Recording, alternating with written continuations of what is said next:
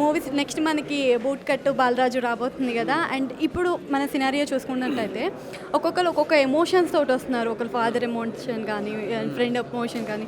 So అలాంటి emotion ఏమన్నా మనం ఎక్స్పెక్ట్ చేయవచ్చా?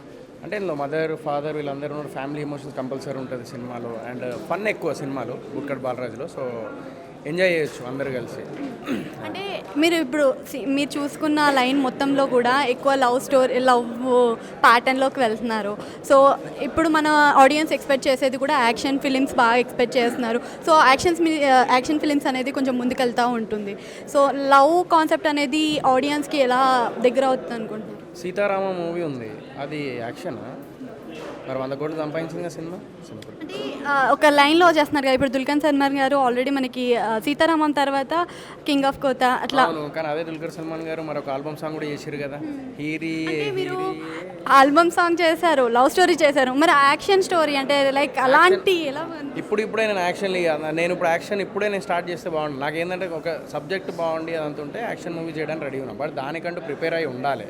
So at the same time ఇప్పుడు నేను యాక్షన్ ఎంతవరకు కరెక్ట్ అనేది నేను కొంచెం ఆలోచించిన అంతే. సో యాక్షన్ చేయడానికి పెద్ద హీరోస్ ఉన్నారు. సో నేను ఏదైనా డిఫరెంట్ కాన్సెప్ట్ మూవీస్ చేసుకుంటేనే బెటర్ కదా అని చెప్పేసి అందరూ చేసేలా మనము చేస్తే మనం అలా స్టేజ్ దాకా మనం వెళ్ళలేము. సో మనం ఏదైనా డిఫరెంట్గా ట్రై చేస్తేనే మనం ఎదగలుగుతాం. అండ్ మీరు ఇప్పుడు బిగ్ బాస్ ఆల్బమ్ అంటే ఇప్పుడు ఎవరైతే మన రెడ్డి గారి అమ్మాయి సాంగ్ అఫ్రోజ్ ఉన్నాడు కదా. సో తను బిగ్ బాస్ సపోర్టర్ నుంచే మళ్ళీ వాళ్ళకి అంటే బిగ్ బాస్ సపోర్టర్స్ లాగానే చేస్తున్నారా?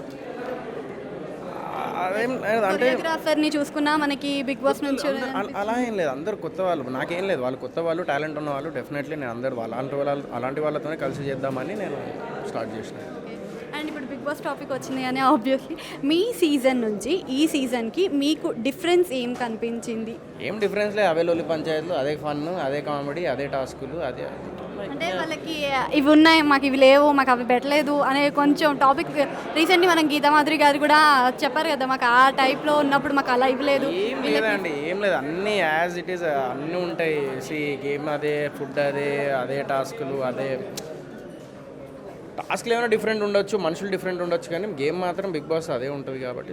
అండ్ ఇంకా కొన్ని ట్రోల్స్ కూడా వినిపించాయి కదా మనకి, నాగార్జున గారు మా బ్యాచ్కి ఇలా సపోర్ట్ అలా ఏం లేదండి. అలా అనుకుంటే మనం ఏం చేయలేము. ఇక అవన్నీ వస్తూ ఉంటాయి. ఇప్పుడు అయిపోయిన తర్వాత 6 నెలల దాకా మాట్లాడుకుంటాం, ఒక 2 నెలల దాకా మాట్లాడుకుంటాం. తర్వాత ఎవరి లైఫ్ వాళ్ళు చూసుకోవాలి. ఇప్పుడు నేను చూసుకుంటున్నాను, నా లైఫ్ నేను చూసుకుంటున్నాను.